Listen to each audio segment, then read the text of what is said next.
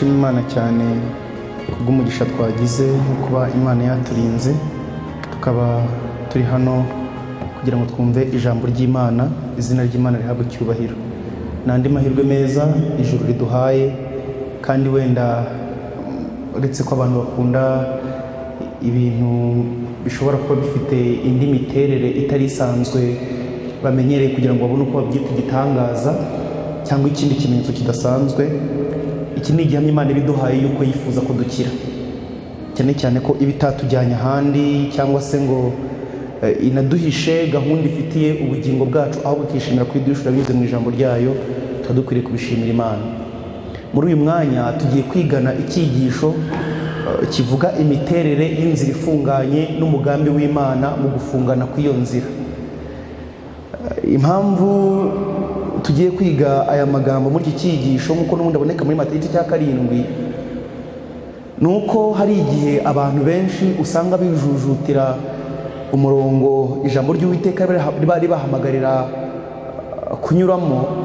Bamwe bakabiterwa nuko bagikunze ibyaha, nuko banze guhara iby'isi. Icyakora nk'uko Byiringiro yigeze no kubibwira mu Kristo bari kuganira mu cyigisho cyo mu gitabo cy'umugenzi kivuga ubuhamya bwa Byiringiro, hari n'abandi barwanya ibyo bintu biri kubabaho cyangwa se bakumva bashaka kwiyorohereza bitewe no kudasobanukirwa ko igihe ibintu bimeze nk'uko baba bari kubirwanya ko ari umurimo Mwuka Muziranenge aba ari gukora. Nicyo cyatumye Byiringiro yari kuganira mu Kristo, yamubwiye uburyo igihe ijambo ry'Uwiteka ryamurarikaga kandi rikamwemeza ko ari uwo kurimbuka, buri gihe yahoraga afite ubwoba kandi akumva ntatuje, kandi uko iminsi yarushagaho kugenda niko umutwe warushagaho kuremera. Aza kubifatira umwanzuro wo kugira ngo agerageze kwikirisha gutunganya ingeso ze kugira ngo yumve ko wa mutima waceceka. Avuga byinshi cyane yageragezaga gukora, hanyuma Umukristo aramubaza ati niki cyatumye ugira utyo kandi wowe ari umurimo wa Mwuka Muziranenge kugira ngo yemeze umutima wawe? Byiringiro aramusubiza ati ntabwo nari nzi ko ibyo bintu wari umurimo wa Mwuka Muziranenge. Akenshi abantu batekereza ko inzira ya Gikristo igizwe n'amarangamutima y'ibyishimo n'amahoro n'umunezero biba byuzuye mu mutima w'umuntu. Ariko muri uru rugendo rwa Gikristo ntabwo uko dukurikira Imana bishingira ku marangamutima dufite, ahubwo biterwa no gukurikira Imana dushingiye ku irarika ryayo no ku ijambo ry'Imana Imana ibaratubwirije. Niyo mpamvu muzabona yuko n'amahoro atangwa mu gihe umunyabyaha amaze kubabarirwa akizezwa imbabazi z'Imana, ntabwo amara igihe. Ayo mahoro rwose agera akavaho, kandi bisobanuye yuko umuntu Imana yamuretse. Mwabisomye mu nyandiko z'ibanze igihe Ellen White yatangaga ubuhamya bw'igihe yaramaze kugirirwa imbabazi n'Imana. Ibyanditswe biratubwira ngo ibyo bihe bibayemo amezi 6. Nyuma y'ayo mezi 6 intambara zongera zisubira nk'uko zari zisanzwe, kubera ko n'ubundi urugendo rwa Gikristo no gukurikira Imana ntabwo bishingira mu buryo umuntu yiyumva, ntabwo bishingira ku kindi kimenyetso icyo ari cyo cyose umuntu yashingiraho, ahubwo bishingira ku kwizera kuzima umuntu afitiye Imana. Niyo mpamvu Habakuki yaravuze ati nubwo imitini itatoha, inzabibu ntizera imbuto, intama zigashira mu biraro, ati nta kabuza ko nishimira Uwiteka Imana yanjye. Biba bigaragaza kwizera ko umuntu wagundiriye Imana kugeza kuri rwa rwego Pawulo yavuze atumva nubwo ijuru ryavaho nta kintu na kimwe kibasha kudutandukanya n'urukundo rw'Imana. Pawulo yarageze aho yiringira Imana bitewe no kuyikurikira ashingiye mu buryo yigishijwe na Kristo, akurikira Imana mu buryo bwiza kandi Imana yishimira, kugeza ubwo Pawulo ataragikurikira Imana bitewe no kwiringira ingororano azabona. Ntabwo Pawulo aragikurikira Imana bitewe no kuzatinya kurimbuka, ahubwo rwari urukundo ruzima Pawulo afitiye Imana. Niho buri Mukristo wese Imana yifuza kumugeza. Ni byiza rero ko tureba imiterere y'iyi nzira kugira ngo buri muntu wese buri kintu cyose ahura nacyo mu nzira agisuzume akurikije ijambo ry'Uwiteka ryavuze. Ejo ndabasomeye amagambo akomeye cyane mu cyo twari turi kureba twize ejo igihe twarebaga mu gitabo cy'ubutumwa bw'Itorero volume ya 2 cyigisho cya 48 kivuga umurimo wo kwezwa urakeneye, aho Ellen White yavuze ngo iyobokamana rishingiye ku marangamutima no kureshya abantu ntabwo ari ryo dukeneye muri iki gihe. Ayo magambo rero basomeye ejo murayibuka. Impamvu ni nayo mpamvu n'ubundi nifuje ko twigana iki cyigisho, cyane cyane ko nzi yuko Satani iyobokamana rishingiye ku marangamutima, rishingiye ku bintu, ku gusubizwa kw'ibintu umutima w'umuntu wifuza, yakumva ibyifuzo bye bihuye n'ubukristo we yumva arimo, akaba aricyo gihe kimubwira yuko ubwo Imana imwemera cyangwa se ubwo ibyo bintu byaba bitariho Imana ikaba itamwemera. Impamvu iki cyigisho tugomba kugiha agaciro ni uko mu minsi iri imbere abantu bavuga ko bakurikira Imana bagiye kugerwaho n'akaga kameze nk'ako Yesu yagezemo. Mbibutse gatoya igihe Kristo yari yinjiye mu rugamba ruheruka, yaramaze gusangira ibya Pasika n'abigishwa be, hanyuma agatoranyamo 3 muri bo bakagenda berekeye mu gashyamba ka Getsemani. Ibyanditswe biratubwira ngo umucyo wose uturuka ku Mana, urukundo rwose ruva ku Mana, ibyo bintu byose byahishwe amaso ya Yesu, kugeza ku rwego ibyanditswe byera bitubwira neza rwose yuko Imana yamukuyeho imbabazi ze zose, imukuraho urukundo rwayo rwose, Imana imukuraho umucyo wose wamurikiraga mu nzira ye. Kristo asigara agoswe n'umwijima w'icuraburindi w'icyaha, cyane cyane ko wari wikoreye ibyaha byacu twese. Ibyanditswe bitubwira neza yuko Yesu yari afite kwizera gushikamye cyane, ku buryo ibyo bintu byari bimeze gutyo bitigeze bimutandukanya no kwizera Imana. Igihe dusomye ibyanditswe byera, ngiye kubasomera uwo murongo mu Byahishuwe igice cya 7, ubwoko bw'Imana bugomba kugezwa kuri urwo rwego. Ibyahishuwe igice cya 7. Niba iyobokamana ryacu rigishingiye ku marangamutima, uretse no kuvuga ngo tuzatsindwa mu gihe cy'akaga, n'icyo gihe ntabwo tuzakigeramo, kuko uyu munsi n'ibiri kubera hatuzengurutse ni ibigamije kujegeza kwizera kwacu, ku buryo byanga bikunze n'ubundi abantu bari burenge bino bihe. Turaza kubibona intambwe ku ntambwe mu nzira ifunganye, ibintu Imana iba yarateganyije, iba yaragiye ishyira kuri buri ntambwe yose, kugira ngo bikosore amafuti yacu, bivaneho intege nke zacu, bitwambike imbaraga, kandi biduheshe ibyangombwa byo kuzagera ku musozo w'urugendo turabanisha. Cyane cyane ko amasezerano yose mwabonye mu byanditswe mu gihe cy'amatorero cy'itorero ry'Imana mu 7, amasezerano y'Imana ahabwa abanesha. Nta sezerano ry'umuntu utsindwa riri muri Bibiliya. Ibyahishuwe igice cya 7 tugiye gusoma duhereye ku murongo wa 9. Mu gihe turi kuhasoma tugiye kureba igihe inteko y'abantu by'umwihariko 144 bizaba bigeze mu ijuru, batwereka inteko uburyo bizaba bimeze. Ahanini ari naho mu Bukristo bwacu dukunda guhanga amaso cyane, tukishimira kuzaba mu ijuru, tukanezezwa n'ibyo ijambo ry'Imana ritubwira bizabayo, tukanezezwa nuko nta nzara, nta nyota, nta marira, nta gupfusha. Ibyo bintu tukabyishimira, rero tukatinza ibitekerezo cyane. Ariko ni abantu bake batinze ibitekerezo ku nzira ya Gikristo, ku itangiro ry'urugendo n'inzira yose iganisha abana b'Imana kuzagera aho hantu. Kandi ni byiza ko abantu twishimira iby'ijuru, ariko kuzabihabwa bizashingira mu byo tuzitwara muri uru rugendo rwa Gikristo. Njya nkunda gutekereza amagambo akomeye cyane, kandi ndabizi ko benshi namwe igihe mwayasomaga mwagize amarangamutima meza, nk'uko nanjye byangendekeye mu gitabo cy'inyandiko z'ibanze. Igihe Ellen White yerekwaga igihe abera bazaba bageze mu ijuru, ngo yerekwa ameza maremare cyane, bazaba bicayeho ari maremare cyane, ngo ariko ku buryo buri muntu wese azabasha kureba mugenzi we mu maso nk'aho amwegereye. Abantu benshi bishimira rwose ibyo bintu, kandi koko ni byiza kubyishimira, ariko ni abantu bake batekereza ku gufungana kw'inzira yerekeza kuri ayo meza. Byahishuwe igice cya 7 umurongo wa 9, Yohana yerekwa abahawe Yesu bageze mu ijuru. Hanyuma y'ibyo mbona abantu benshi umuntu atabasha kubara, bo mu mahanga yose n'imiryango yose n'amoko yose n'indimi zose, bahagaze imbere ya ntebe n'imbere y'umwana w'intama, bambaye ibishura byera kandi bafite amashami y'imikindo mu ntoki zabo. Bavuga ijwi rirenga bati, agakiza n'ak'Imana yacu yicaye ku ntebe n'ak'umwana w'intama. Nuko abamarayika bose bari bahagaze bagose ya ntebe, n'abakuru na bya bizima bine bikubita hasi bubamye imbere y'intebe, baramya Imana bati amen. Amahirwe n'icyubahiro n'ubwenge n'ishimwe no guhimbazwa n'ubutware n'imbaraga ibi by'Imana yacu iteka ryose, amen. Umwe muri ba bakuru arambaza ati, aba bambaye ibishura byera ni bande, kandi bavuye he? Ndamusubiza nti, mwami wanjye ni wowe ubizi. Arambwira ati, aba ni abavuye mu by'amabaro mwinshi, kandi bameshe ibishura byabo babyejesha amaraso y'umwana w'intama. Nicyo gituma baba imbere y'intebe y'Imana, bakayikorera mu rusengero rwayo ku manywa na nijoro, kandi yicaye ku ntebe izabambaho ihema ryayo. Aba ni abanyuze mu by'amabaro mwinshi.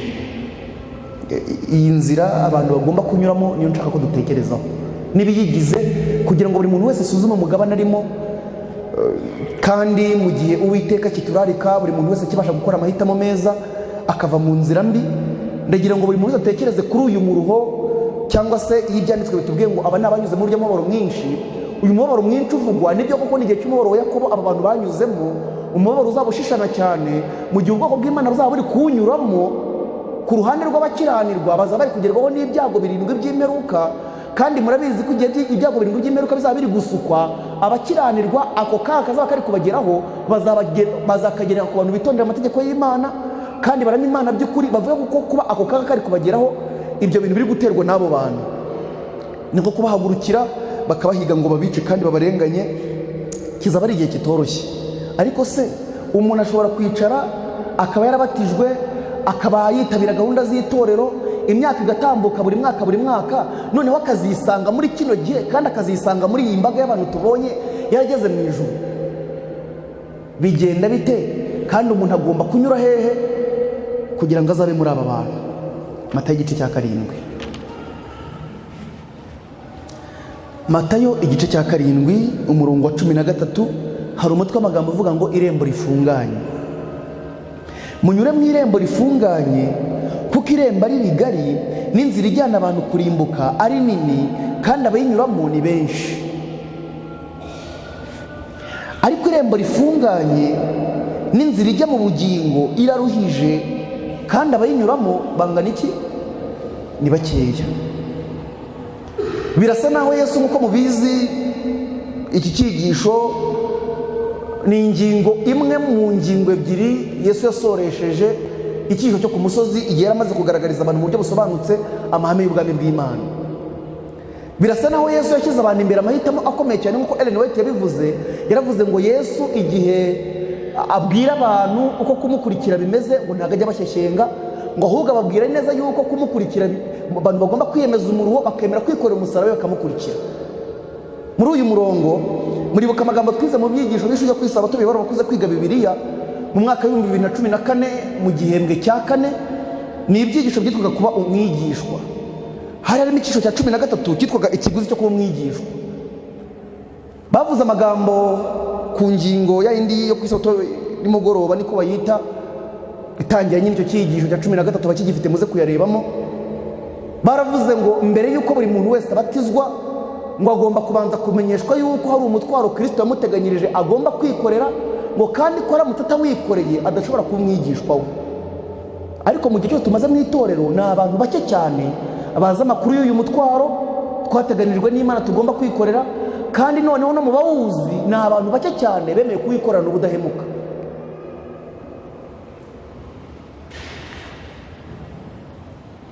Birasa naho Yesu mu kuvuga aya magambo yabwiye abantu ati nimuhitemo ibintu bibiri: ari ukugubwa neza ko mu isi umuntu akagira amahoro, agatunganirwa, ndetse nta ntambara ahura nazo, umuntu akaba afite umudendezo wose ashaka muri iyi si n'ibyo yifuza, ariko ibyo bintu biteye gutyo bikamuganisha ku kurimbuka. Cyangwa muhitemo umuruho n'umubabaro no kwihanganira intambara, ariko ibyo bintu amaherezo yabyo bikabiganisha ku bugingo buhoraho. Yesu ashyira abantu ayo mahitamo imbere yabo.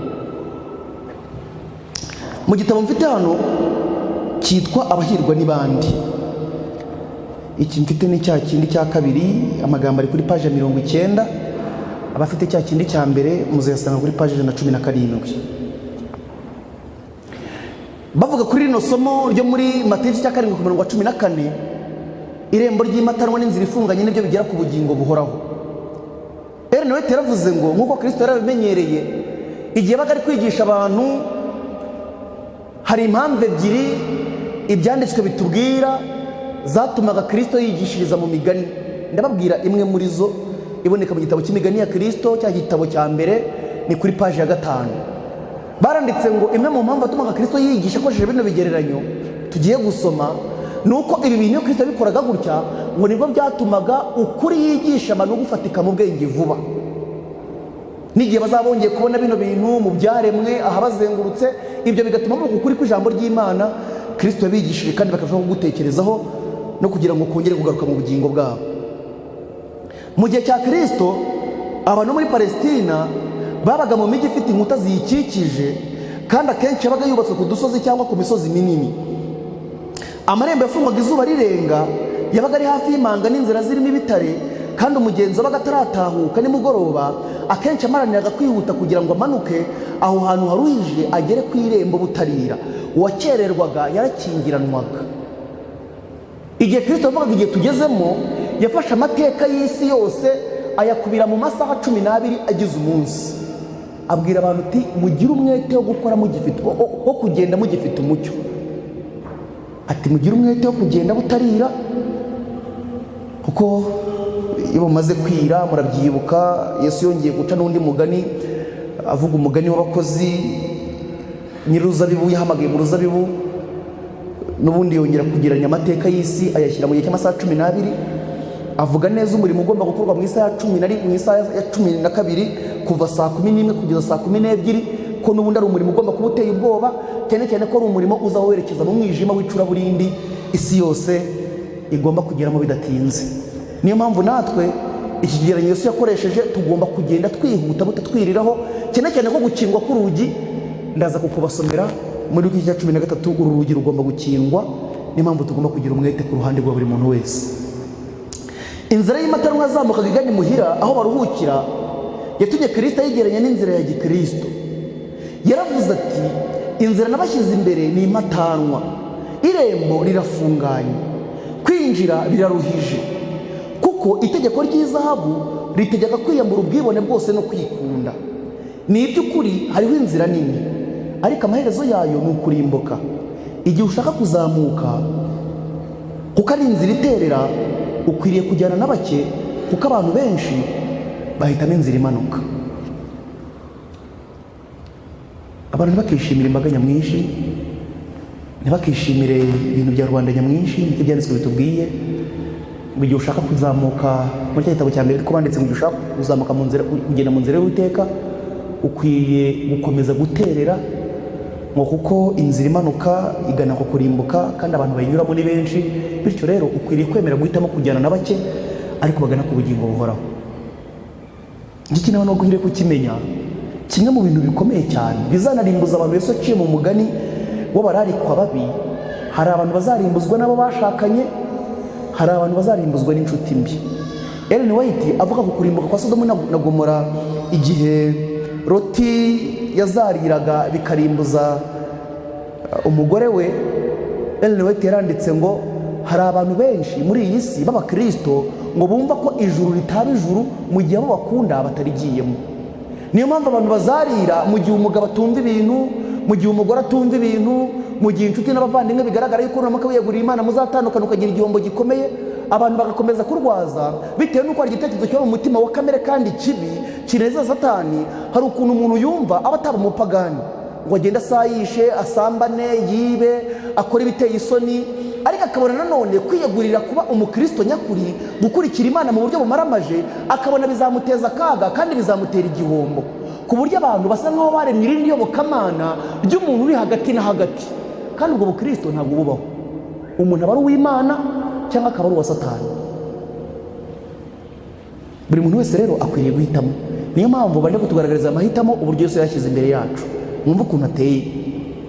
Yesu yaravuze ati, inzira nabashyize imbere ni impatanwa, irembo rirafunganye, kwinjira biraruhije, kuko itegeko ry'izahabu ritegeka kwiyambura ubwibone bwose no kwikunda. Ni iby'ukuri hariho inzira nini, ariko amaherezo yayo ni ukurimbuka. Inzira ijyana abantu ku rupfu, abantu bose babasha kuyicamo bafite ibyabo byose byo mu isi: kwikanyiza kwabo kose, ubwibone bwabo bwose, ubuhemu no gukiranirwa. Mu nzira ngari hari umwanya w'ibyo umuntu yibwira byose n'inyigisho zose z'abantu. Hari umwanya wo gutuma umuntu akurikira ibyo ashaka no gukora icyo umutima we n'inarijye bimutegeka byose. Mu nzira ngari umuntu yemerewe gukora icyo ashaka. Mu nzira ngari nta mategeko ahari abwira umuntu ko agomba kwambara. Mu nzira ngari nta mategeko ahari abwira umuntu ko agomba kurya. Nta mategeko ahari abwira umuntu ko agomba gufata umubiri we. Nta mategeko ahari abwira umuntu ko agomba kugenza amafaranga ye. Ariko ibintu by'Imana, umuvandimwe niwe ugikunda kuvuga ijambo, rimwe na rimwe iyo umuntu abirebye mu ruhande nk'ubwo abantu barebamo iby'isi, ibintu by'Imana bimeze nk'ibintu bifite amahane. Kuko umuntu ugomba gukorera amafaranga, ugasanga ijambo ry'Imana ryavuze ngo ku mafaranga wakoreye ugomba kuyatanga kandi ntibazanayakugarurire. Mu nzira ngari nta mategeko y'uko umuntu akoresha umutungo w'ahaba. Mu nzira ngari nta mategeko y'uko inshuti mugomba kubana n'izo mutagomba kubana. Mu nzira ngari umuntu yemerewe gushaka umugore no gushaka umugabo, yakumva amurambiwe akamwirukana bagatandukana agashaka undi. Mu nzira ngari umugabo yemerewe gushaka abagore umubare ashaka wose. Mu nzira ngari umugore yemerewe gushaka abagabo ashaka bose. Mu nzira ngari umukobwa yemerewe kuryamana n'abagabo n'abasore ashaka bose, icyapfa nuko adatwara inda. Mu nzira ngari bamwigisha n'ubwenge bw'uko abigenza. Mu nzira ngari kandi utagira ngo ni mu bapagani gusa. Mu nzira ngari umuntu yemerewe kuba yajyamo akabwiriza. Mu nzira ngari umuntu yemerewe kuba yajyamo akaririmba. Mu nzira ngari umuntu yaba umuyobozi w'itorero. Mu nzira ngari umuntu yatanga icya-10 agatanga amafaranga yo kubaka urusengero. Mu nzira ngari izo gahunda zose zirahakorerwa, ariko umutima utarigeze uhinduka, kuko ibyo nabyo hari abantu benshi bihesha amahoro. Uyu munsi kwitwa umupagani no kwitwa umuntu utagira idini ni igitutsi. Mu nzira ngari rero hagomba kuba iyobokamana rigomba kuvanaho abantu urwo rubwa, ariko imitima itarahindutse.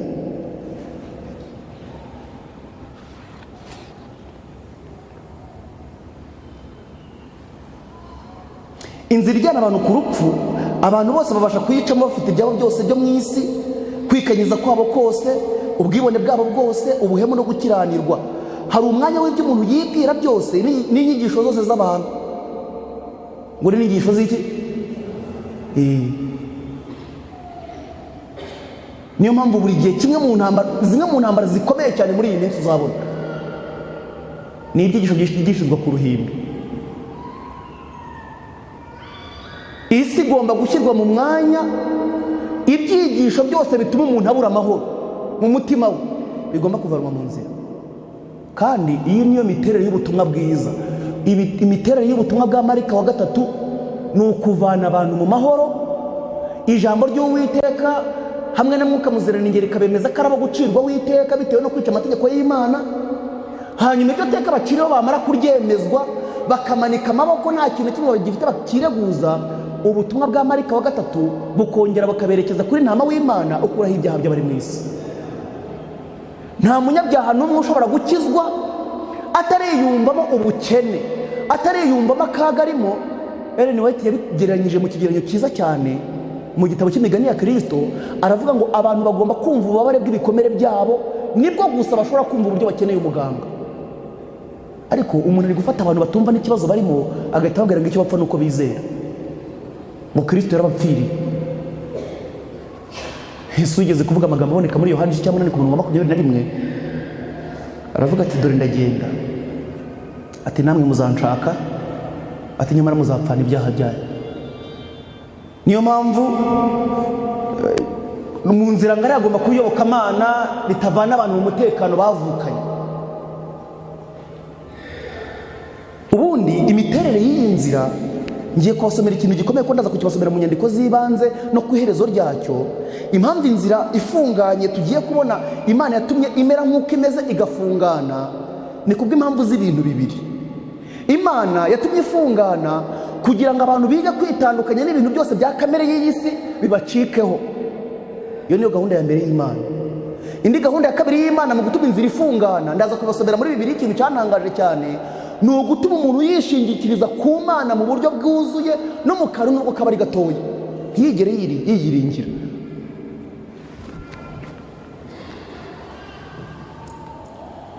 Kugira ngo umuntu anyure mu nzira ijyana ku kurimbuka, ntabwo agomba gushaka inzira, kuko irembo ari rigari n'inzira ikaba ari nini. Kandi ubusanzwe abantu bamenyereye kugana mu nzira igana ku rupfu. Kugira ngo abantu banyure mu nzira ngari ntabwo bisaba ko umuntu arinda gutanga irarika ngo nyamuneka nimwiyegurire kujya mu nzira ngari. Oya, muri kamere muntu ibyo ngibyo nibyo amenyereye. Ariko inzira y'ubugingo ni imatanwa kandi irembo rirafunganye.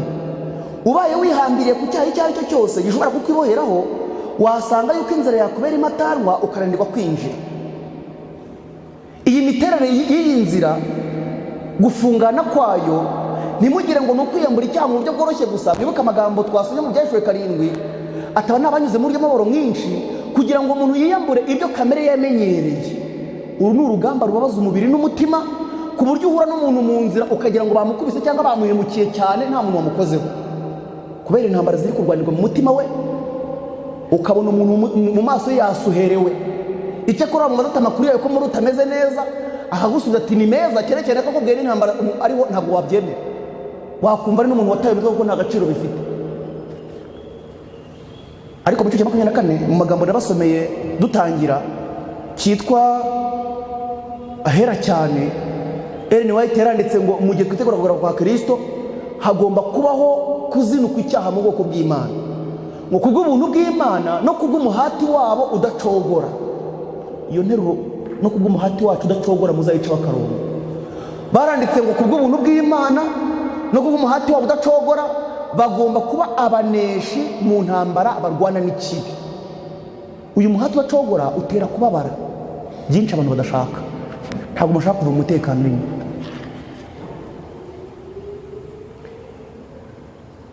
Ubaye wihambiriye ku cyaha icyo ari cyo cyose gishobora kukwiboheraho, wasanga ko inzira yakubera imatanwa ukananirwa kwinjira. Niba ushaka gukomeza kugendera mu nzira y'Uwiteka, ukwiriye kureka inzira zawe bwite, ubushake bwawe bwite, ingeso mbi n'ibikorwa bibi. Ubundi ubukristo buvugwa na Bibiliya abantu babwita agasuzuguro, kuko ijambo ry'Uwiteka riratubwira ngo niba ushaka gukomeza kugendera mu nzira z'Uwiteka, ukwiriye kureka imigambi yawe bwite, ukareka ubushake bwawe bwite, n'ingeso mbi zose ukabireka, niba wifuza kuzinjira muri paradizo y'Imana.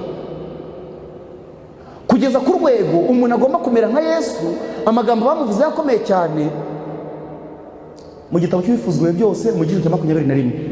Baranditse ngo Kristo yari yarisize ubusa mu buryo bwimazeyo, ngo ku buryo nta migambi ye bwite yagiraga, ngo ahubwo uko bwije n'uko bukeye yahoraga yinginga se ngo kugira ngo amumenyeshe imigambi ye, nawe aba ari yashyira mu bikorwa.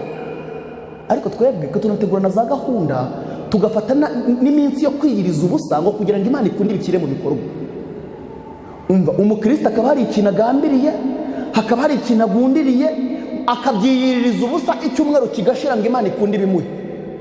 Nimusoma mu cyisho cyitwa mu kugana Yesu, mu cyisho cyitwa amahirwe yo gusenga, baranditse ngo buri gitondo dukwiye kwiyegurira Imana twebwe n'abana bacu n'ab'imiryango yacu, ngo maze Imana buri gitondo tukayimenyesha imigambi yacu, ngo hanyuma mu bushishozi bwayo iyo migambi twamenyesheje Imana tukareka Imana akaba ari ifata umwanzuro ko iyo migambi igomba gusohora cyangwa nisohore hakurikijwe ubushake bwayo.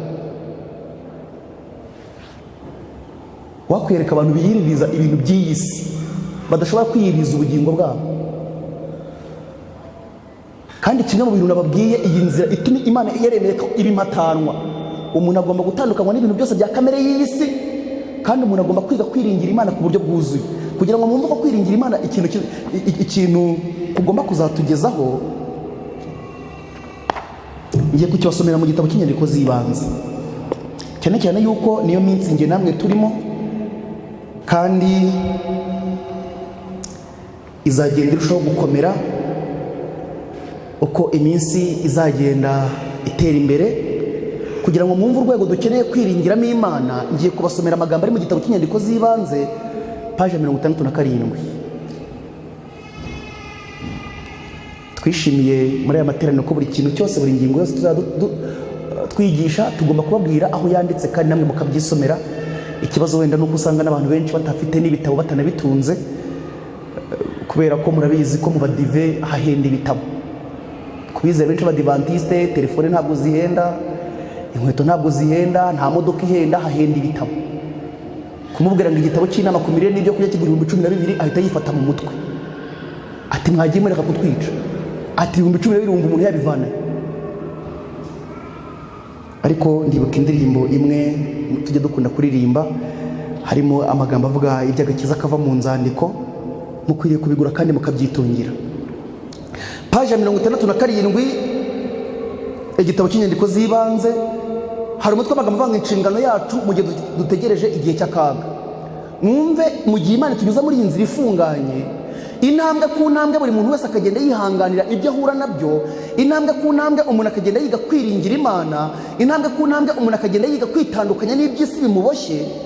Mwumva hano Imana yifuza kutugeza, cyane cyane yuko nababwiye ikintu kandi Bibiliya itubwira, 144,000 abantu bagomba kugera muri aka kaga bari muri twebwe, nta yindi generasiyo ibi bintu bibwirwa, bari muri twe. kereka niba mwarigiye Bibiliya ubusa, mwarigiye ubuhanuzi ubusa. Niyo mpamvu amagambo nk'aya dukwiriye kuyaha agaciro. Mwumva aya magambo paje 67 igitabo cy'inyandiko z'ibanze. Uwiteka yanyeretse kenshi ko mu gihe cy'akaga kwaba ari ugukora ibihabanye n'icyo Bibiliya yigisha, turamutse tubikiye ibintu duteganyiriza ibyo tuzaba dukeneye icyo gihe. Netse ko mu gihe cy'akaga abera n'ibirundanyiriza ibyo kurya cyangwa bikaba biri mu mirima, ubw'inkota, inzara n'icyorezo bizaba biri mu gihugu, bazabyamburwa n'amaboko y'abagome, kandi abantu batazi nibo bazasarura imirima yabo. Kuri twe icyo kizaba ari igihe cyo kwiringira Imana tutizigamye, kandi nayo izadukomeza. Imana ishimwe cyane. Nabonye ko icyo gihe tuzahabwa umugati n'amazi, kandi ko ntacyo tuzabura cyangwa ngo twicwe n'inzara, kuko Imana ifite ubushobozi bwo kuduteraniriza ameza mu butayu. Nibiba ngombwa izohereza ibikona kutugaburira nk'uko yabikoze ikagaburira Eliya, cyangwa igusha amanu ivuye mu ijuru nk'uko yabikoreye Abisirayeli. Mureke mbabwire iki kintu. Hari igihe abantu bajya bumva ibi bintu bakabyumva ni nk'amakuru y'ahandi, cyane cyane ko aba ari ibintu abantu dusomye mu nzandiko ariko biri mu mitima ya bake cyane. Ariko Imana ishaka kutugeza ahantu tugomba kuyiringira mu buryo bwuzuye, nta guhagarika umutima tukamera nka Yesu. Yesu bwacyaga mu gitondo nta stoka y'ibiryo afite, ariko yabaga yiringiye ko Uwiteka ari bumugaburire.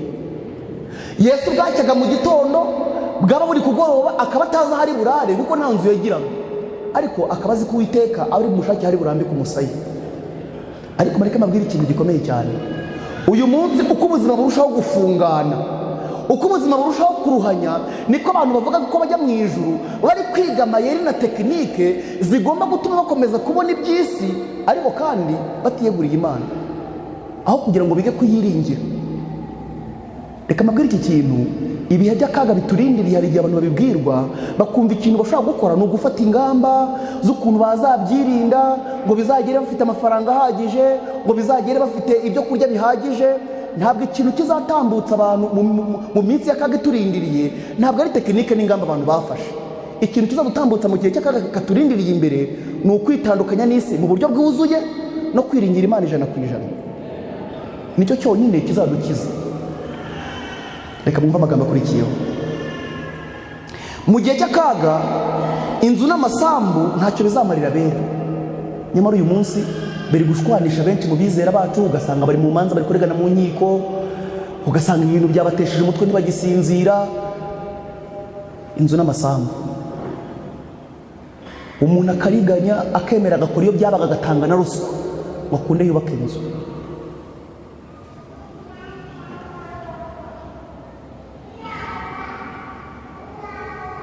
Mu gihe cy'akaga inzu n'amasambu ntacyo bizamarira abera, kuko icyo gihe bagomba guhunga imbere y'imbaga nini izaba yabarakariye, kandi icyo gihe ntibazaba bashobora kwikuraho ubutunzi bwabo ngo buteze imbere umurimo wo kwamamaza ukuri kugenewe iki gihe.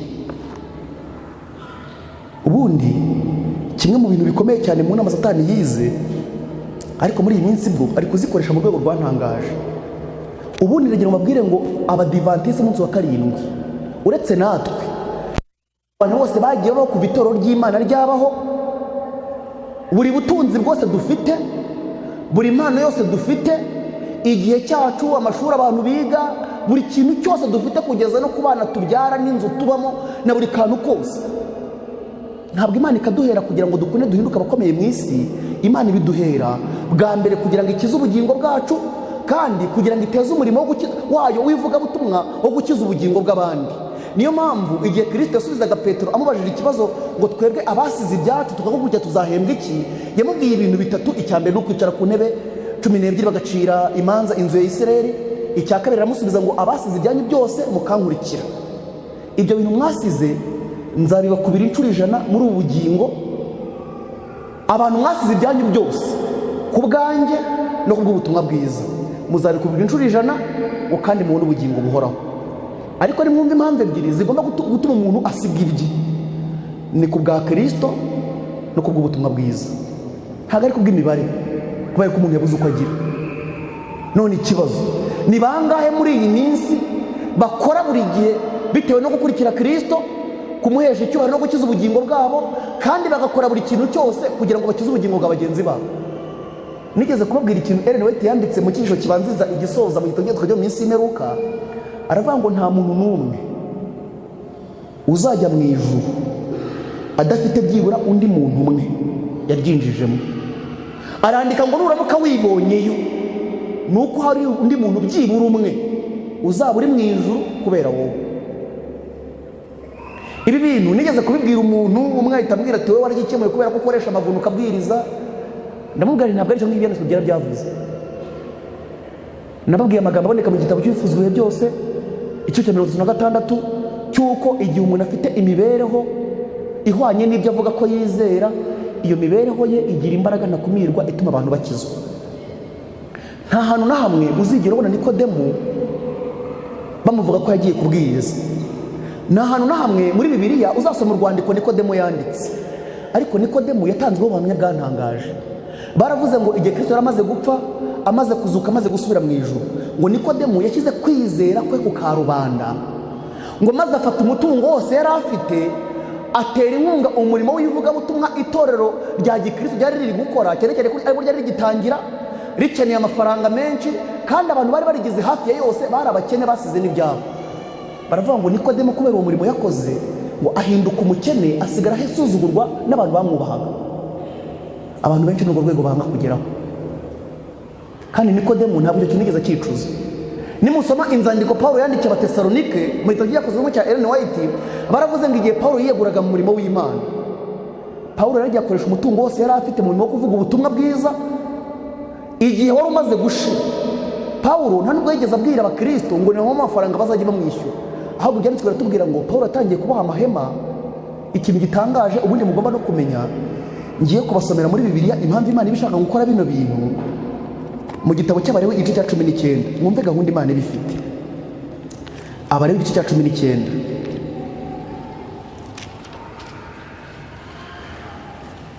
Impamvu ibintu nifuza ko abantu tubyumva mu mucyo w'ibyanditswe byera ni kubw'impamvu ebyiri zishingiye ku mafaranga no ku butunzi muri iyi minsi y'imperuka. Satani yize umugambi ukomeye cyane, ariko uburyo ari kuwusohoza byarantangaje cyane, bintera ubwoba. Ku ruhande rumwe, cyane cyane abayobozi mu by'iyobokamana bafashe umurongo wo kubwiriza ibyigisho byose bivuga amafaranga gusa n'ubutunzi, kugeza ku rwego umuntu asoma isomo rivuga iby'igitambo cya Kristo akarikatisha bigasoza ribyaje amafaranga, kandi rivuga umusaraba w'i Karuvari. Ibi bintu Satani ashyiraho uyu murongo, aragenda ibi bintu arabiremereza cyane kugeza ubwo abantu abakamuramo urukundo rwo gukunda ijambo ry'Imana kubera iyo ngingo.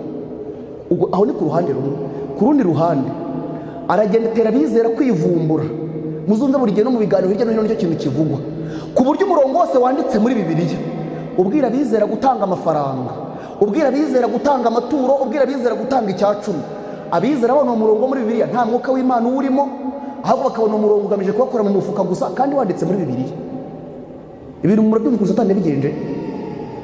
Buriya iyo umurongo Paulo yandikiye Timoteyo avuga ngo abantu mu minsi imwe baza bakunda impiya, hari ukuntu ababwiriza n'abayobozi duhagarara ku ruhimbi tukavuga ko ari abizera n'abantu b'abapagani bakunda impiya gusa.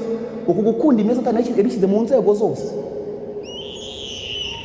kugira ngo akunde guhabiza iterambere ry'umurimo w'Imana, kuko byanga bikunze mu gihe abantu bari gusubiranamo, bamwe bashaka kwishyuza amafaranga cyane nk'abaka imisoro, abandi nabo bakanga kuyatanga nk'abahimana. N'ubundi ikintu kibigenderamo ni uko umurimo w'ivugabutumwa niwo ugomba kubihomberamo, kandi icyo cyaha kikazava ku mutwe wa buri muntu wese wabigizemo uruhare. Reka mwumve iki kintu Imana yakoreye Abisirayeli igihe bari bagiye mu gihugu cy'i Kanani. Abalewi 19 umurongo wa 23. Mukurikira amagambo, ndababaza ikibazo. Kandi nimugera muri cya gihugu mukamara gutera ibiti by'amoko yose byera imbuto ziribwa, muzabanze guhwanya imbuto zabyo no kudakebwa k'umuntu, bizamara imyaka 3 bibabereye nk'ibitakebwe. Iyi myaka ntabwo bagombaga kuyirya muri iyi myaka 3 bakigera i Kanani. 24. Ariko mu mwaka wa 4 imbuto zabyo zose zizabe izerejwe gushimisha Uwiteka. Mu mwaka wa 4 naho ntabwo bagombaga kuzirya, zagombaga guhana n'icyacumi, zikaba zarerejwe Uwiteka. Umurongo wa 25. Mu mwaka wa 5 abarimo mutangira kurya ku mbuto zabyo, kugira ngo bijye biberera umwero wabyo ndi Uwiteka Imana yanyu. Mu myaka 4 Abisirayeli bamaze kugera i Kanani babagaho bati? Imyaka 3 ya mbere ntibagomba kubirya. Imana iravuze ngo uzabere nk'umuntu utakebwe. Umwaka wa 4 izo mbuto zari zo gushimisha Uwiteka ntimuzazigeze zabizererwa Uwiteka, muzatangire kujya ku mwaka wa 5. Nta hantu muri Bibiliya handitse ko manu yagwaga. Isirayeli ikimara gushingura ikirenge mu butayu igakandagiraho abantu baba kandi bahinga, manu yahise ihagarara. Aba bantu babagaho bate? Muzabisome mu Guteka kwa 2 ikintu Imana mu gice cya 8 ikintu Imana ishaka kwigisha Abisirayeli ni ukugira ngo ibigishe ko umuntu adatungwa n'umutsima gusa, abo ko amagambo y'Imana ari yamutunga. Abatarimenyereje kugendera muri uyu murongo wo kwiringira Imana mu buryo bwuzuye, muzasanga n'uyu munsi niba umuntu usanga abantu bafite amarira menshi ngo uyu munsi ngo ubucuruzi bwarapfuye kandi aracyacuruza, ngo uyu munsi kugira ngo umuntu akore akazi yumve ngo agomba kwiba kandi ataranakabona n'ubundi yarabayeho. Mu gihe cy'akaga inzu n'amasambu ntacyo bizabamarira abera, kuko icyo gihe bazaba bagomba guhunga imbere y'imbaga nini izaba yabarakariye, kandi icyo gihe ntibazaba bashobora kwikuraho ubutunzi bwabo ngo buteze imbere umurimo wo kwamamaza ukuri kugenewe iki gihe. Neretswe ko ari ubushake bw'Imana ko abera bakurirwaho ibibaremerera byose mbere y'uko igihe cy'akaga kigera, kandi bakagirana isezerano n'Imana kubw'igitambo. Nibashyira ubutunzi bwabo ku gicaniro kandi bagasaba Imana kubashoboza inshingano yabo babikuye ku mutima, izabigisha igihe nyacyo cyo kwikuraho ubwo butunzi. Mu gihe cy'akaga bazaba bafite umudendezo, badafite ibibaziga bibabuza gutambuka. Muri iyi minsi abantu bihambirije ibintu bizabakoraho. Umuntu mwegeze ko mu buhamya arambwira ati umuntu runaka urwego agezeho n'umutungo afite n'abantu bamufiteho inyungu kuri iyi si, yibeshya akavuga ngo arihannye, akajya gusubiza ibyo yariganije, agasaba imbabazi z'inzira zipfuye avanamo ubutunzi. Abo bantu ubwabo nibo bamwiyicira. Buri hari intambwe umuntu atera, kandi kuri buri ntambwe yose ateye agakoma mu mashyi agakoresha ibirori kuko ari intambwe abateye, ariko ari kwihambiriza ibintu byo ubwabyo bizamuhitana. Ndagira ngo mbabwire iki kintu Ellen White yanditse amakorambere n'abahanuzi.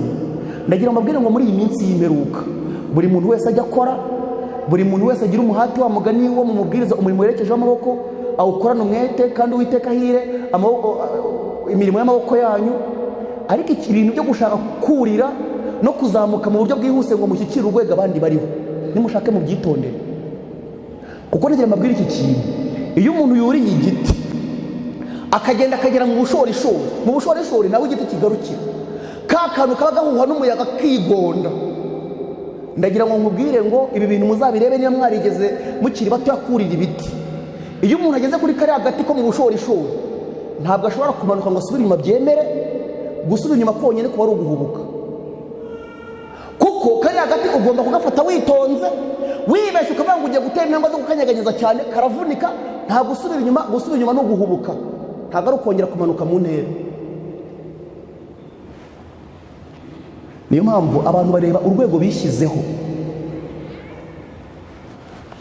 bakareba gusubira inyuma bagasanga ni uguhubuka, bakareba kujya imbere bagasanga ntahagihari. Niyo mpamvu uyu munsi abantu hafi ya bose mu nzego zose banywa ibiyobyabwenge. Kandi Ellen White ubundi yavuze amagambo aboneka mu gitabo cyitwa Inama ku Gusonga Imana ijya gushyiraho iyi gahunda. Ubundi buryo amafaranga y'umuntu akoreshwa ari mu buryo butatu muri Bibiliya. Mu gihe umuntu afite ubutunzi, babyanditse no mu gitabo cy'imigani ya Kristo, baravuze ngo mu gihe umuntu afite ibyo arya, akaba afite ibyo yambara, akaba afite n'aho aba. Ubundi ibindi bintu byose birengaho ngo mu gitabo cy'imigani ya Kristo muzabisome, baranditse ku cyo kivuga umutunzi w'umupfapfa mu migani ya Kristo, baranditse ngo ibindi bintu byose bisigaye ntabwo umuntu biba ari ibye. Kuko baravuze mu kuba umugani so umugani w'umutunzi w'umupfapfa, baranditse ngo Imana yumvise gutaka kw'abakene bari bari mu gace yari atuyemo, ngo nuko mu gusubiza amasengesho yabo Imana igomorora imigisha yayo mu ijuru iyihundagaza mu mirima ya wa mutunzi. Ngo Imana imaze gukora icyo kintu, ngo nta sengesho na rimwe ry'umuntu utaka asaba Imana ibyo kurya byagombaga kongera kuzamuka rigiye mu ijuru. Ngo abakene bose bashonje bagombaga kubonera igisubizo mu butunzi no mu migisha Imana yahaye wa mutunzi, ahubwo agahita afata ingamba z'uburyo agiye kubihunika ngo bizamara imyaka myinshi, bisoza apfuye atanabiriye. Umugambi wa mbere w'Imana mu guha abana bayo umugisha ni ukugira ngo bafashe abakene. Ibi bintu byaranangaje cyane. Mwari muzi ko umuntu asiga umuturanyi we mu rugo, agasiga abizi neza yuko umuturanyi we afite umugore n'abana kandi arabizi ko bashonje, akabasiga nta kintu na kimwe abahaye, akajya guha igiceri wa muntu wicaye ku muhanda? Mwarabibonye? Umuntu akaba adashobora gufungurira umuntu ushonje yamenye. Twatangaza igitaramo ku rusengero ko hari korali igiye kuronshinga DVD akayiha 200,000. Iyobokamana ryo kwiyerekana rizaduhitana. Umugambi wa mbere w'ubutunzi ni ukugaragaza urukundo rw'Imana ko kugira neza kw'Imana. Ndagira ngo mbabwire iki kintu, ngiye kukibasomera kugira ngo kuko iyo bigeze ku ngingo nk'izi ngizi ndabizi ko ziba zirimo amahane. Reka mwumve Yobu igice cya 42. Yobu 42. Igihe Imana yari imaze gukiza Yobu, ibyanditswe biratubwira ngo ibyo yari atunze Imana yabimukubiye kangahe? Imana yabimukubiye kabiri ibyo Yobu yari atunze. Ariko ngiye tugiye gusoma imirongo yo muri Bibiliya. Ibintu Yobu yari atunze kugira ngo Imana ibikube kabiri, yagushije imvura irimo zahabu, igusha imvura irimo ihene n'intama n'imikumbi n'iki byavuye mu ijuru, byaje muri ya magare yandi yazijyanye biraza bibishyira kwa Yobu. Byagenze bite? Yobu igice cya 42 umurongo wa 10. Yobu agisabira bagenzi be, Uwiteka ahera karamwunamura amukiza ibyago bye, amuha ibihwanye n'ibyo yari afite kabiri. Bwa mbere mwumve, Yobu baratubwiye ngo ari gusabira bagenzi be, ariko Imana mu gisubizo yazanye baratubwiye ngo yunamura Yobu. Buri gihe umutima utarimo inarijye niwe utera abantu kunguka.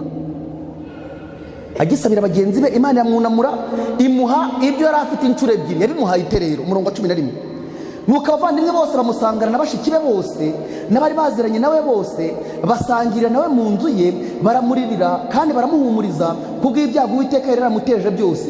Umuntu wese amushumbusha igice cy'ifeza n'impeta y'izahabu. Baratubwiye ngo bashiki be, abavandimwe be, abari baziranye nabo bose, umuntu akumva ko Yobu yagize ibyago, akagenda amushyira igice cy'ifeza, igice cy'izahabu, akagenda amushyira intama. Imana ikora ku mitima y'abantu. Ibintu Yobu yari afite byikuba inshuro ebyiri. Imana niyo ifasha buri muntu wese, ariko ntabwo abamarayika bava mu ijuru kugira ngo bagaragaze urukundo rw'Imana ku bantu barukeneye. Urukundo rw'Imana rugaragarizwa mu bantu bavuga ko bitirirwa izina ryayo. Mu gitabo cyakozwe n'intumwa baravuze ngo ab'isi baba bari mu kuri mu gihe bari kwishyuza yuko bavuga ko ari abakristo, bagomba kubagaragariza urukundo rw'Imana ngo bari mu kuri mu gihe babitwishyuza. Icyo ni cyo kintu cya mbere umutungo wa buri muntu wese ugomba gukora.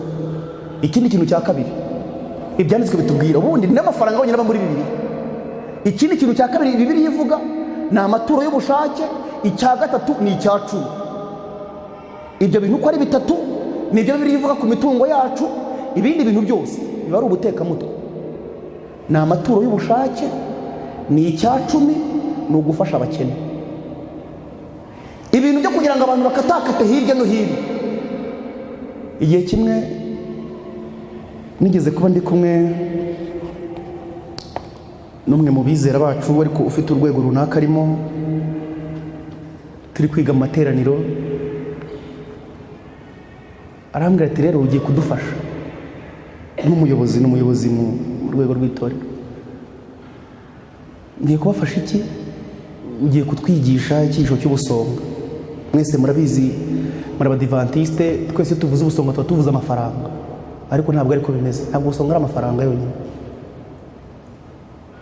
Ndamubaza none bigende bite? Atangira kungira inama nyinshi cyane.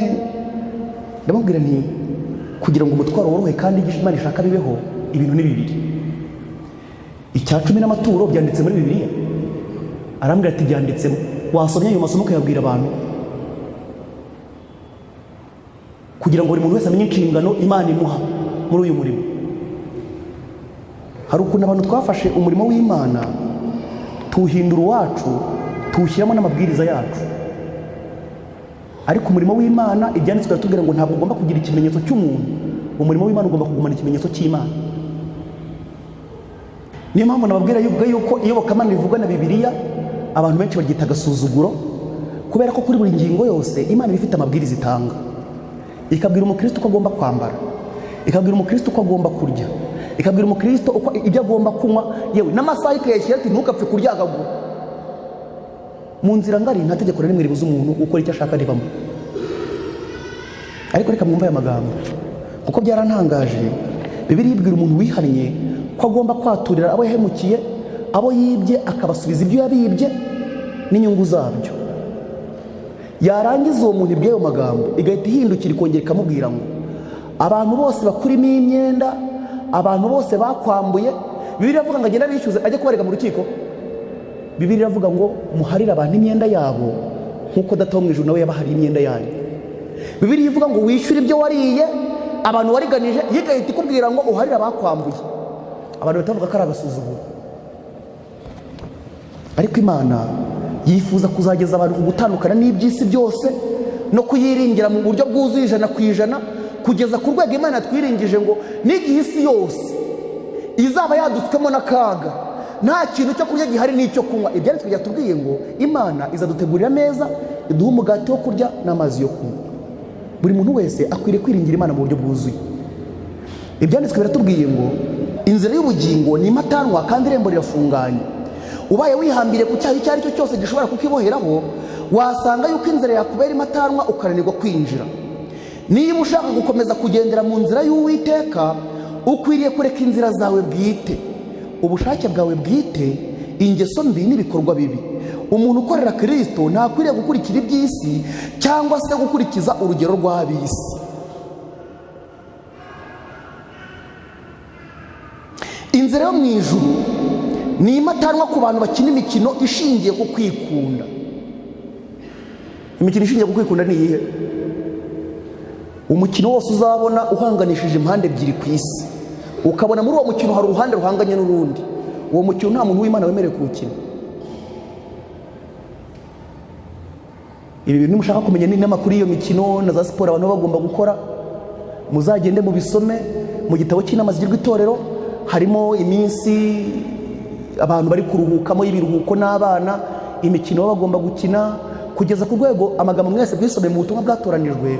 Ellen White yeretswe n'Imana abarimu mu kigo cy'ishuri ry'Abadivantiste bemereye abana b'abanyeshuri mu kigo cy'Abadivantiste gukina umupira w'amaguru, football. Ellen White, aya magambo ndabizi ko mwayasoma. Ellen White yerekwa n'Imana umwuka w'Imana avuye kuri icyo kigo kubera ko abarimu bemeye icyo gikorwa cyonyine, kwemerera abana gukina umupira w'amaguru. Ariko bujya bintangaza cyane ukumva jiya y'itorero ry'ibunaka ngo ifite ikipe y'umupira w'amaguru, ukumva ngo korari y'ibunaka ngo ifite ikipe y'umupira w'amaguru. Ibi bintu mwabisonye muri Bibiliya, kandi ukuntu buriya babwiza ukuri inzira ngari nayo ibirimo amahane menshi cyane. Abantu babishakira ibihamya, umaze no kubasomera inyandiko zeruye zivuga ko ibyo bintu bitemewe. Amagambo mu bihamya by'umwuka w'ubuhanuzi avuga umupira w'amaguru, avuga imikino y'iteramakofe, avuga ibya tenisi na za cricket. Iyo mikino yanditsemo n'amazina yayo ko bitemewe kuyikina. Ariko hari ikintu cyantangaje ku buryo byanyeretse uburyo ubuhanuzi buzasohora, nkumva ndumiwe. Nimubona ko abantu tuvuga yuko dimanche zahatirwa abantu, kandi ko ntabwo bw'Imana butagomba kuzasenga dimanche, aho ko abantu bose bagomba kuzakomeza umunsi w'Uwiteka w'isabato, kandi akaroho nyine banambaho nuko bahura n'akarengane. Ndagira ngo mbabwire amagambo yanditse mu gitabo cy'intambara ikomeye kuri 8. Ndagira ngo mbabwire ngo ku ruhimbi ku munsi dimanche izatangazwa hazahagarara abigisha, hazahagarara abayobozi babumbure Bibiliya n'umwuka w'ubuhanuzi bashakemo ibihamya bemeza abantu kuruka dimanche, kandi muzabibona. Ikintu cyo nkunda kubaza abantu, buriya hari amasomo abiri aba muri Bibiliya agenda agashyira ibintu byose bitanditse. Hari ukuntu abantu bashaka wenda ngo ikintu kiba cyanditse mu mvugo yahuranije, ariko hari isomo rikomeye cyane abantu bakunda gusubiramo batazi icyo barivuze. Isomo Pawulo yandikiye Abefeso mu gice cya 2 arababwira ngo kuko mwubatswe ku rufatiro rw'intumwa n'abahanuzi, kandi Kristo niyo buye rikomeza imfuruka. Iyo noneho Petero ahita avuga ngo namwe mwubake kuri urwo rufatiro nk'amabuye mazima.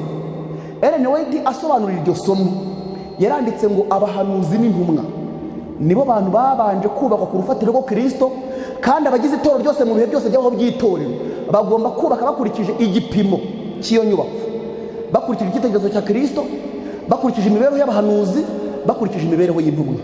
Ikintu bisobanuye, ushobora kutabona ikintu cyanditse mu mvugo yeruye, ariko nusanga ikintu kitarigeze gikorwa n'abahanuzi, ugasanga ikintu kitarabaye mu itorero rya Efeso ryari itorero ry'intumwa, icyo kintu nubwo cyaba kitanditse muri Bibiliya cyangwa mu mwuka w'abahanuzi, uzacyitondere, uzacyitondere.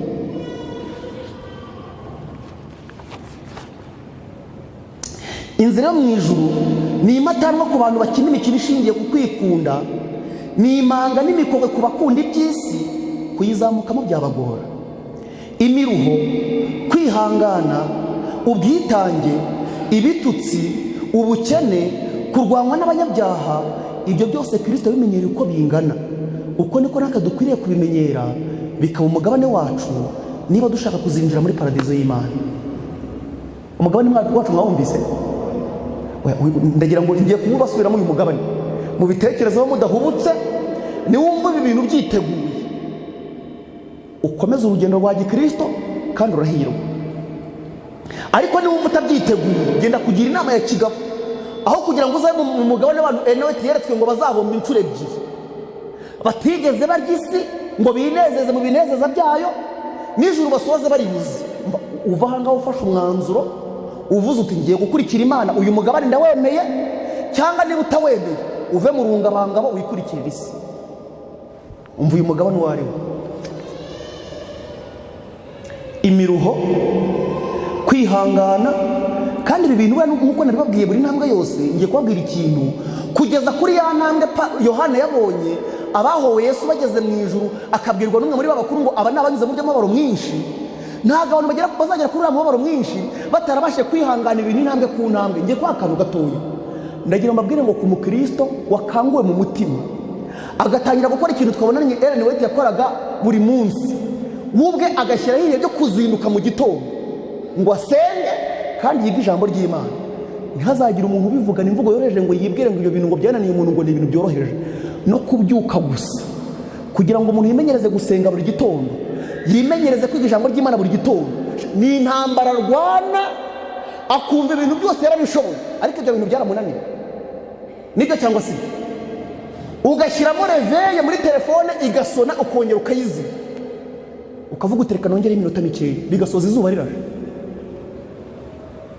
Kuri buri ntambwe yose umuntu agomba kurwana inkundura kandi akihanganira imiruho ihari, akagira uko kwihangana intambwe ku ntambwe, bizamugeza ku rwego aza muri uriya mugabane w'abantu bavuga ngo aba ni abanyuze muri ry'amabaro mwinshi.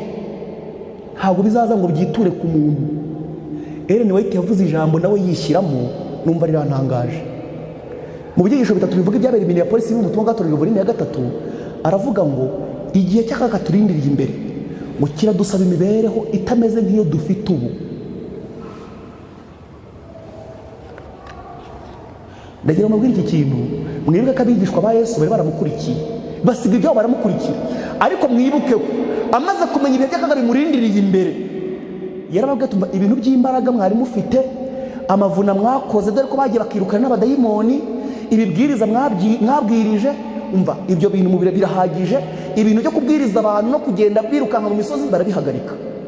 Yesu aravuga ati nimuze reka tuye gushaka imbaraga, kuko uyu munsi urugamba tugiye kurwana rutandukanye n'izindi zose zigeze kubaho. Utinya ko kuba Petero yari yarakoze umurimo w'ivugabutumwa akirukana n'abadayimoni, kuba yarasinziriye mu gihe Yesu yamutegetse kuba maso, ntibyamubujije kumwihakana. Ndagira mbabwire ngo uyu munsi ubukristo umuntu wese yaba afite, he kugira umuntu umubwiringira. Dukeneye imbaraga y'indengakamere. None se niba nizi ntambwe no kugira ngo umuntu arwanye ibitotsi bye ngo abyuka asenge yige ijambo ry'Imana bimunaniye, bazamwirukana mu nzu ajya musoza no mu bihanamanga byeme, azatavuga ati ariko icyo mupfa si uko umuntu apfukama. Hari ikindi umuvandimwe yigeze kuvuga ijambo kandi abantu benshi bazavuga atari kwa mugani, umuntu ajya kuzira umunsi w'amasaha 24 nk'ayindi yose, boshye saba tigira amasaha 30 nganda bafite 28, umuntu ajya kuzira umunsi usa n'iyindi.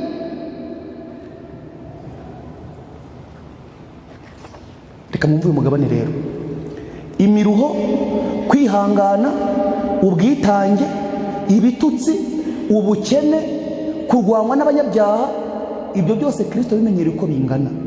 Uko niko natwe dukwiriye kubimenyera, bikaba umugabane wacu niba dushaka kuzinjira muri paradizo y'Imana. Kuri uyu mugoroba ndifuza gutanga irarika riri mu Gutegeka kwa kabiri igice cya 30. Imana yabwiye Abisirayeli neza ibijyanye n'inzira yo kuyikurikira, ibabwira amasezerano, ibabwira ibyangombwa, ibabwira ubufasha yabateganirije, babwira amategeko yayo, bagirana amasezerano. Irangije bahira irarika ryanditse mu Gutegeka kwa kabiri 30:15. Dore uyu munsi ngushyize imbere ubugingo n'ibyiza n'urupfu n'ibibi, kuko ngutegeka uyu munsi gukunda Uwiteka Imana yawe no kugenda mu nzira ikuyoboye no kwitondera ibyo yategetse n'amategeko yayo n'amateka yayo, kugira ngo ubeho ugwire, Uwiteka Imana yawe iguhere umugisha mu gihugu ujyanwamo no guhindura. Ariko umutima wawe nuteshuka ntuyumvire, ukoshywa, ukikubita imbere y'izindi mana ukazikorera, uyu munsi ndababwira yuko muzarimbuka ntimuramire mu gihugu mwambuka Yorodani mujyanwamo no guhindura. Uyu munsi ntanze ijuru n'isi w'abahamya bazabashinja yuko ngushyize imbere ubugingo n'urupfu n'umugisha n'umuvumo. Nukwitemo ubugingo ubone kubaho wowe n'urubyaro rwawe. Imana idushoboze guhitamo ubugingo kugira ngo tubeho, cyane cyane ko ryo rareka Imana iduha kuri uyu mugoroba, cyane cyane ko imaze kudushyira inzira ebyiri imbere n'ibyangombwa byazo naho ziganisha.